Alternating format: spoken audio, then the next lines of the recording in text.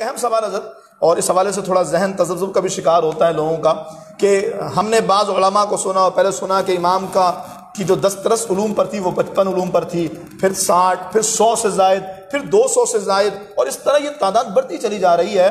تو ایک ذہن میں یہ بھی آتا ہے کہ کہیں مخالف یہ اعتراض نہ کرے کہ جیسے جیسے وقت گزر رہا ہے تو اپنی طرف سے جو ہے علم و فن بڑھاتے چلے جا رہے ہو، کوئی پیمانہ، کوئی معیار، یہ بڑھوتی کی وجہ کیا ہے؟ بڑا پیارا سوال ہے حضرت۔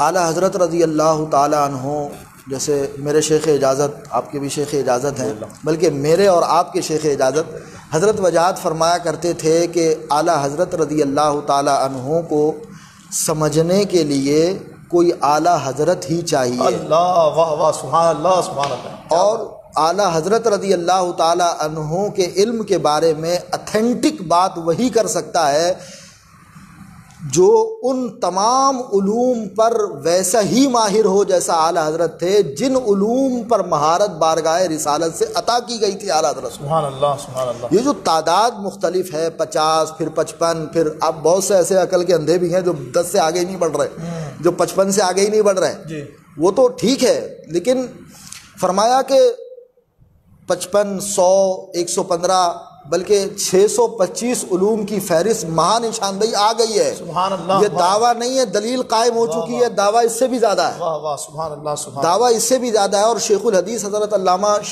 نصر اللہ خان صاحب افغانی رضوی رحمۃ اللہ علیہ فرماتے تھے کہ تم لوگ اعلیٰ حضرت رضی اللہ تعالی عنہ کے علم کو 100، 200، 300 کی تعداد میں جو ہے وہ مقید کر رہے ہو، اعلیٰ حضرت رضی اللہ تعالی عنہ کے علم کو ان تعداد میں مقید کرنا ناانصافی ہے، کیونکہ اللہ کے رسول صلی اللہ علیہ وسلم کے دربار سے علم کا وہ سمندر امام احمد رضا کو دیا گیا، اور سمندر کا بھی کبھی ایسا ہو سکتا ہے کیا؟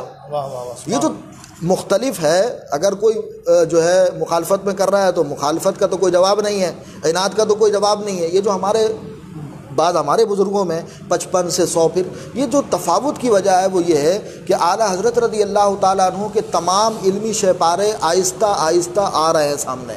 سبحان اللہ۔ اب جیسے جیسے اعلیٰ حضرت کی اب تک صرف 300 کتابیں چھپی ہوئی ہیں، اب جیسے جیسے کتابیں چھپ رہی ہیں، کتابیں سامنے آ رہی ہیں، لوگ پڑھ رہے ہیں، اس میں غواصی کر رہے ہیں، علوم کے نئے نئے دریا سامنے آ رہے ہیں، اور اس تمام علوم کو نعت مصطفیٰ کی زبان اعلیٰ حضرت رضی اللہ تعالیٰ عنہ نے دے دی۔ اور پھر حضور وجاہت ملت کے تعلیمات کی روشنی میں کہ ولی را ولی میں شنا شد، ولی کو ولی ہی پہچانتا ہے۔ اگر کوئی اعلیٰ حضرت رضی اللہ تعالی عنہ کو سمجھنے کے لیے علم اقتصادیات کا ماہر ہے تو آپ کو مجدد علم اقتصادیات شمار کرے گا، اگر کوئی صرف کا ماہر ہے تو صرف صرف کی ہی حیثیت سے اعلیٰ حضرت کو جان سکے گا، اگر کوئی قرآن و سنت کا عالم ہے تو صرف قرآن و سنت کی حیثیت سے ہی اعلیٰ حضرت کو جان سکے گا۔ اب اعلیٰ حضرت کا علم ہے کتنا؟ عطائے نبویہ کا اگر آپ ایسا کر سکتے ہیں تو علم رضا کا بھی ایسا کر لیں۔ سبحان اللہ، سبحان اللہ۔ مطلب یوں کہا جائے کہ ہماری جو ہے وہ علم یا ہماری ذہن کی وسعتیں چھوٹی ہیں، جیسے جیسے علم کی وسعتیں، ذہن کی وسعتیں بڑھتی چلی جا رہی ہیں، امام احمد رضا خان آشکار ہوتے چلے جا رہے ہیں۔ اعلیٰ حضرت سے پوچھا گیا کہ علم کی تعریف کیا ہے؟ بہت ساری تعریفات علم منطق میں بھی ہم پڑھتے ہیں، علوم کی 13 سے زیادہ تعریفات بیان کی گئی ہیں، الصورۃ الحاصلۃ عند العقل، حصول صورۃ الشیء فی العقل، اس طرح کر کے تعریفات علم بیان کی گئی ہیں۔ تو میرے امام نے بتایا علم کی تعریف کیا، فرمایا علم ایک نور ہے، جو چیز اس کے دائرے میں آ جاتی ہے منکشف ہو جاتی ہے۔